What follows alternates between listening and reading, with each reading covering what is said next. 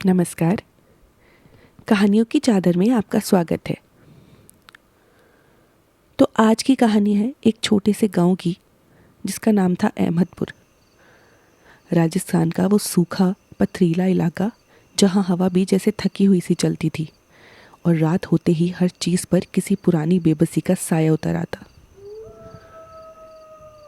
वहाँ के लोगों की आवाज़ें धीमी थी, कदम धीमे, और आंखों में एक अजीब सी सिकुड़न रहती थी, जैसे हर कोई अपने अपने दफ्तर और घर की उम्मीदों को सीने में दबाए बैठा हो।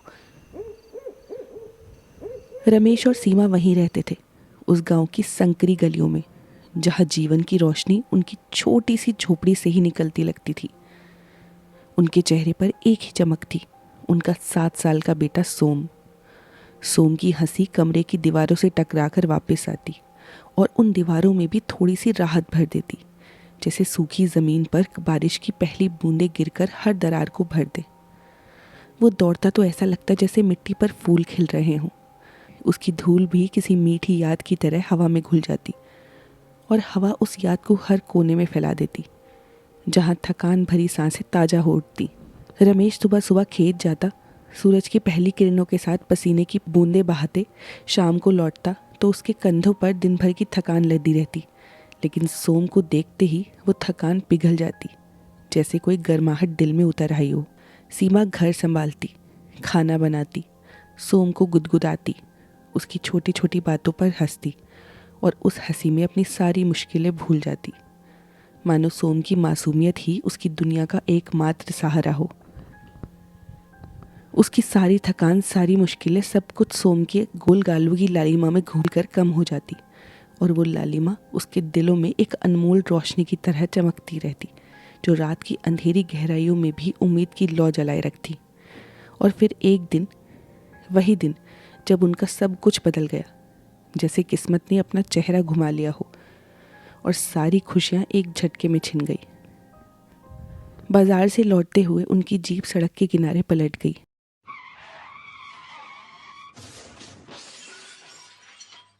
दुनिया जैसे कुछ सेकंड के लिए उल्टी पलटी हो गई। चीखें गूंज उठी जो दिल को चीरते हुए निकली। शीशों की खनखनाहट ने हवा को काट दिया और फिर एक लंबा सा सन्नाटा, जो इतना गहरा था कि सांसें भी थम सी गई। रमेश और सीमा चोट खाते खाते बचे, लेकिन उनके दिलों में वो चोट गहरी थी जो दिखाई नहीं देती, बस महसूस होती। सोम के नन्हे नन्हे कंधों पर चोट के निशान थे। अंदर से कुछ टूट चुका था, जैसे उसकी मासूम दुनिया का एक हिस्सा हमेशा के लिए बिखर गया हो। अस्पताल पहुंचे, सोम को जनरल वार्ड में भर्ती किया। फिर तुरंत डॉक्टर से बात की तो डॉक्टर की बातें सुई की तरह घुसने लगी। डॉक्टर ने कहा, गंभीर हालत है, लीवर को बहुत नुकसान हुआ है, लोहे का एक टुकड़ा उसके लीवर में जा घुसा है, ट्रांसप्लांट की ज़रूरत पड़ेगी। आप कागज़ों पर साइन कर कर फॉर्मेलिटी पूरी कर दीजिए, हम तुरंत डोनर की खोज करते हैं। आवाज़ें तो थी, लेकिन उनमें जो ठंडक थी उसने हर उम्मीद को धीरे धीरे ठंडा कर दिया, जैसे कोई बर्फीली हवा दिल की गर्माहट को चुरा ले रही हो। और रमेश सीमा की आंखों में वो डर बस गया जो रातों को और भी लंबी कर देता। दिन कटते गए, लेकिन मैचिंग डोनर नहीं मिला। हर गुजरता पल एक बोझ की तरह बढ़ता जाता और उम्मीद की लौ धीमी पड़ जाती। रमेश की सिगरेटें पत्ती पर पत्ती कम होती गई। हर कश में वो अपना दर्द जला देता, लेकिन वो दर्द बुझता नहीं, बस और गहरा हो जाता। सीमा की रातें अब आंसुओं के बिना पूरी ही नहीं होती। हर आंसू में सोम की हंसी की याद घुली रहती, जो दिल को और तोड़ देती। अस्पताल के बाहर रमेश रोज़ खड़ा रहता, हाथ में सिगरेट, आंखों में वही अटकी हुई दुआ रहती जो भगवान से मिन्नत करती रहती, लेकिन जवाब नहीं मिलता। उस बगल के बिस्तर पर भी एक बच्चा था जिसका नाम था गोलू। एक प्यारा सा बच्चा, बिल्कुल सोम की ही उम्र का, दिल का मरीज था, लेकिन उसकी आंखों में वही मासूमियत थी जो सोम के में थी। उसकी माँ मीरा की आंखों में वही आग थी जो सीमा की आंखों में थी। एक माँ की वो आग जो अपने बच्चे के लिए कुछ भी कर गुजरने को तैयार हो। बच्चे छोटे थे, लेकिन उनका दुख काफ़ी बड़ा था। एक चम्मच की दवा में उनकी सारी दुनिया सिमटी रहती, एक ही चुम्बन में सारी गर्माहट छिपी रहती और एक दूसरे के लिए वो बेसब्री जो दिल को छू लेती। हर पल में वो दर्द महसूस होता जैसे समय खुद उनके खिलाफ साजिश रच रहा हो। एक शाम गार्ड ने धीरे से रमेश को रोक लिया। उसकी आवाज़ में एक सहानुभूति थी जो रमेश के दिल को थोड़ा छू गई। उसने कहा, साहब जी, काफ़ी दिनों से हर रोज़ आपको देखता हूँ, क्या हुआ? आपका कोई भर्ती है क्या? रमेश ने सब कुछ एक साफ ठहराव भरी आवाज़ में बयां कर दिया। सोम की हालत और लीवर ना मिलना, हर शब्द में वो दर्द उभर आया जो बहुत दिनों से उसके सीने में कैद था। गार्ड ने रोका और नीचे से आवाज़ निकली, मैंने सुना है समझान के जंगल में एक बाबा रहते हैं। लोग कहते हैं वो बहुत चमत्कारी हैं, कुछ करते हैं जो खुलेआम बोलते नहीं हैं। रमेश की धड़कन अचानक ये सुनकर बहुत तेज़ हो गई, जैसे कोई नई उम्मीद की किरण अंधेरे में चमक उठी हो, लेकिन वो किरण डरावनी भी लगती थी। गार्ड ने बताया, जो खोया है उसे पाने के लिए लोग कभी कभी उस ओर चले जाते हैं।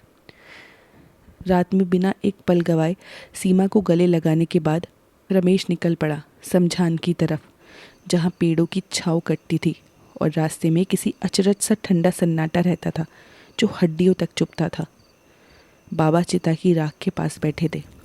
आग की लपटों ने उनके चेहरे पर अजीब सी चमक फैला रखी थी, जैसे वो चमक किसी अंधेरे रहस्य की हो।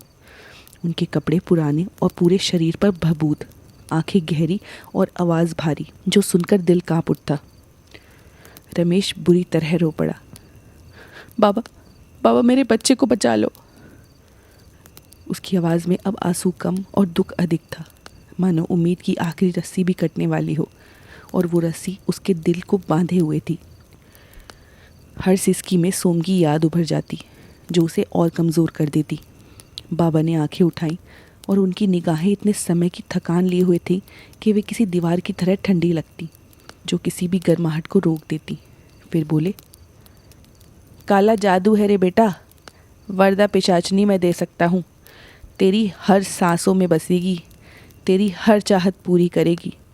पर ध्यान रहे, जो इसे पाएगा ना, उसे कुछ तो देना होगा, और अगर गलती से वो दूसरे के हाथ चली गई तो तेरे जीवन का जैसे एक टुकड़ा कट जाएगा।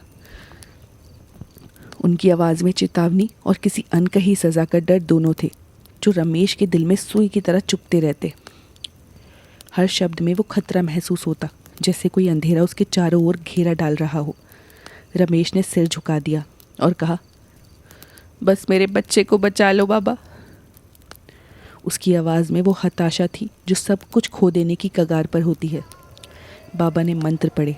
उनके शब्द हवा के साथ गूंजने लगे, जैसे किसी जंगल में कांटे उगाए हों। हर मंत्र में एक डरावनी सी कंपन थी जो रमेश की रगों में दौड़ती। 3 घंटे बाद एक ठंडी सी हवा चली और एक आवाज़, हंसी की तरह पर बहुत खौफनाक कर देती। पिशाचनी आई, अंधेरी, काली और आंखों में ऐसी चमक कि देखकर दिल कांप उठे, जैसे वो चमक किसी की आत्मा को चुराने वाली हो। बाबा ने कहा, जा बेटा, अब ये तेरी है, जा, पर याद रख, दिया हुआ वापस नहीं आता। उनकी आवाज़ में वो अंतिम चेतावनी थी जो रमेश के मन में हमेशा के लिए घर कर गई। रमेश ने तुरंत हाथ जोड़ दिए और बिना देरी किए अस्पताल को लौटने लगा। उसके कदमों में अब एक नई ऊर्जा थी, लेकिन दिल में डर की परछाई। उसने लौटकर देखा तो सोम बेसुध पड़ा था। सांसें धीमे धीमे चल रही थी, जैसे हर सांस आखिरी हो। उसने राहत के आंसू रोए तो पिशाचनी की आवाज़ कानों में गूंजी, क्या चाहिए तुझे? वो आवाज़ इतनी ठंडी थी कि रमेश की रूह कांप उठी। रमेश ने फुसफुसाया, लीवर चाहिए, मेरे बेटे को लीवर मिल जाए बस। और ये सुनते ही सन्नाटा घिर गया, ऐसा सन्नाटा जिसमें कोई सांस चलती भी पर कोई उम्मीद नहीं दिखती थी। बस एक अनजाना सा डर फैल जाता। रोते रोते उस रात थकावट के नशे में रमेश सो गया, लेकिन नींद में भी सोम की चीखें और पिशाचनी की हंसी उसका पीछा करती रहीं। अगले दिन चीखें सुनकर रमेश की आंखें खुली तो वो चीखें इतनी दिल दिलाने वाली लगी कि अस्पताल की दीवारें हिल गईं। मीरा की चीखों ने हर दिल को छेद कर दिया, जैसे एक माँ का सारा दर्द एक साथ फूट पड़ा हो। गोलू मर गया था। 2 पल को तो विश्वास ही नहीं हुआ। बेचारा इतना प्यारा सा बच्चा। हे भगवान, क्या लीला है ये तेरी, जो मासूमों को भी नहीं बख्शती। रमेश और सीमा अभी अपना दुख भूलकर गोलू की माँ को सांत्वना देने लगे थे, लेकिन उनकी सांत्वना में अपना दर्द भी घुला था, जो आंसुओं में बहता रहा। ये करते करते शाम हो गई। गोलू और उसकी माँ अब बेड खाली कर कर जा चुके थे और इधर रमेश और सीमा दोबारा अपने दुख में रोने लगे। वो रोना इतना गहरा था कि सांसें भी रुक रुक कर आती। तभी डॉक्टर आते हैं और कंप्यूटर में कुछ देखते हैं और एकदम शीतल कांटे सा बोलते हुए बोले, कॉन्ग्रेचुलेशंस, मैचिंग लीवर मिल गया है। आपके बगल के बेड वाले बच्चे का लीवर सोम से मैचिंग है और उसकी माँ से दोपहर हमने रिक्वेस्ट की और वो गोलू का लीवर आपके बच्चे के लिए डोनेट करने को मान गई है। रमेश और सीमा फूट फूट कर रोने लगे। खुशी और गम दोनों में उलझे हुए थे। वो आंसू खुशी के थे, लेकिन गम की परत उन पर चढ़ी थी, जैसे किस्मत ने एक हाथ से दिया और दूसरे से छीन लिया हो।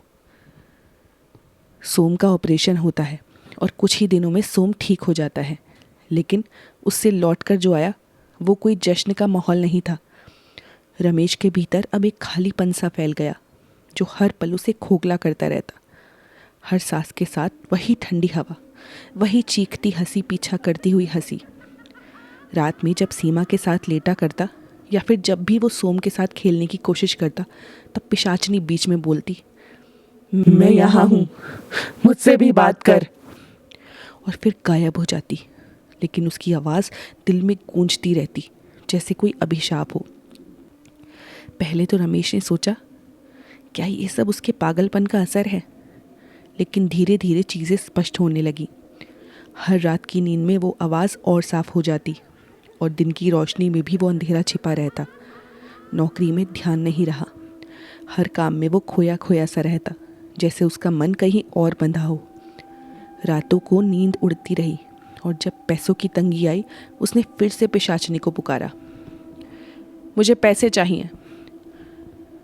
उस पुकार में वो हताशा थी जो उसे और गहराई में धकेलती। अगले दिन उसके बैंक में अचानक चेक आ गया, लेकिन हर चुटकी में उसकी कमर और झुकती चली गई। वो टूटता चला गया। पिशाचनी की हंसी अब हर सांस में चाकू बनकर टिक गई थी, जो दिल को काटती रहती, और वो कटाव कभी ठीक नहीं होता। रमेश ने अब तय किया कि वो उससे छुटकारा पाना चाहता है, कीमत चाहे जो भी हो। उसका दिल उस अंधेरे से बाहर निकलने को तड़प रहा था। वो बाबा के पास फिर से गया।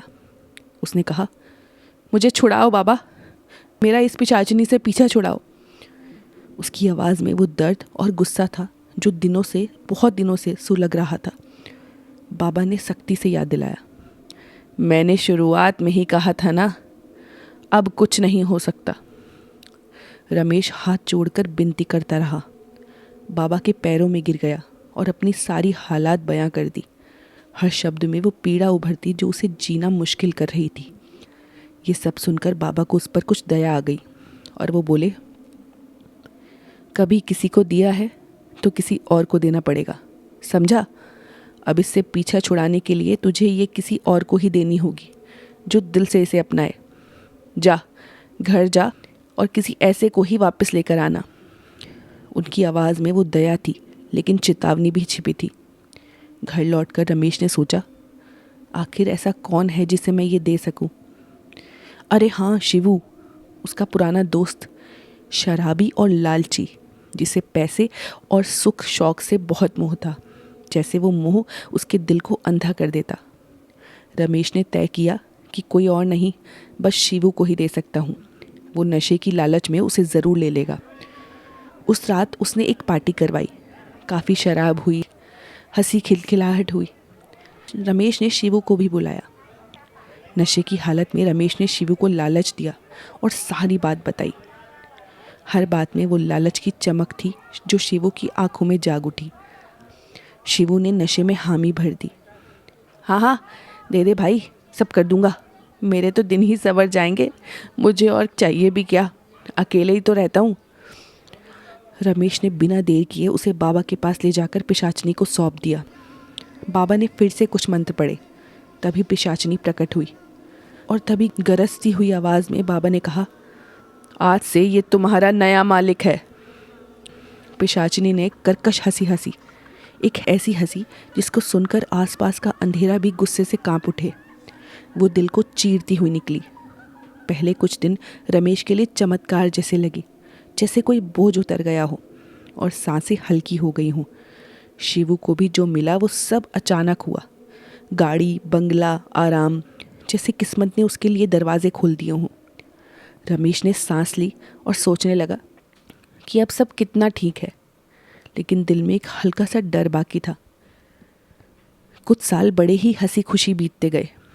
हर दिन में सोम की हंसी गूंजती, सीमा की मुस्कान चमकती और रमेश को लगता जैसे जीवन फिर से पटरी पर आ गया हो। पर फिर एक शाम वही ठंडी हवा लौट आई। रमेश को ये समझते हुए देर न लगी कि ये वही जाना पहचाना सा एहसास है। वरदा पिशाचनी, वो चिल्लाया, तू वापस यहाँ क्यों आई है? तेरा मालिक तो अब मैं नहीं हूँ ना? उसकी आवाज़ में वो डर और गुस्सा था जो सालों से दबा था। पिशाचनी जोरदार डरावनी सी हंसी हंसते हुए बोली, अब मेरे नए मालिक को एक लीवर चाहिए। और फिर जोरदार गंदी हंसी। रमेश को अब ये समझते हुए दो पल न लगे कि उसका शराबी दोस्त शिवू अब शराब पी पी कर अपना लीवर खराब कर चुका है और उसने पिशाचनी से लीवर मांगा होगा। वो सोच उसके दिल को चीरती हुई आई। रमेश चिल्ला उठा, नहीं नहीं, ऐसा मत करना, प्लीज़ ऐसा मत करना। उसकी आवाज़ में वो मिन्नत थी जो किसी की रूह को हिला दे।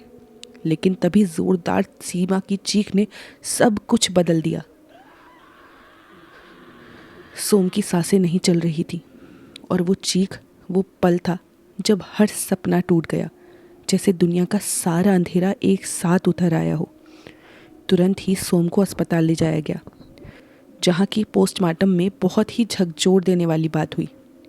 सोम के मृत शरीर में लीवर ही नहीं था। वो खालीपन रमेश के दिल में हमेशा के लिए बस गया। रमेश को अब समझ आया कि वरदा पिशाचिनी ने उसे जो भी दिया था उससे वो वापस ले लिया है। एक एक करके जैसे वो हर खुशी की कीमत वसूल रही हो। अब रमेश अकेले बचा है। उसके घर में उस छोटी सी हंसी की आवाज़ रह गई है, बस यादों में। रमेश अब रातों में अकेला बैठता है।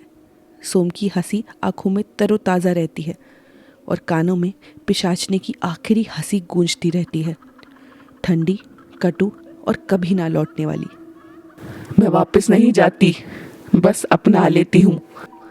वो हंसी हर रात उसे याद दिलाती कि कुछ चीज़ें कभी नहीं लौटती, बस दर्द बनकर रह जाती हैं। और वो दर्द जीवन की हर सांस में घुला रहता, कभी नहीं मिटता, बस गहराता जाता।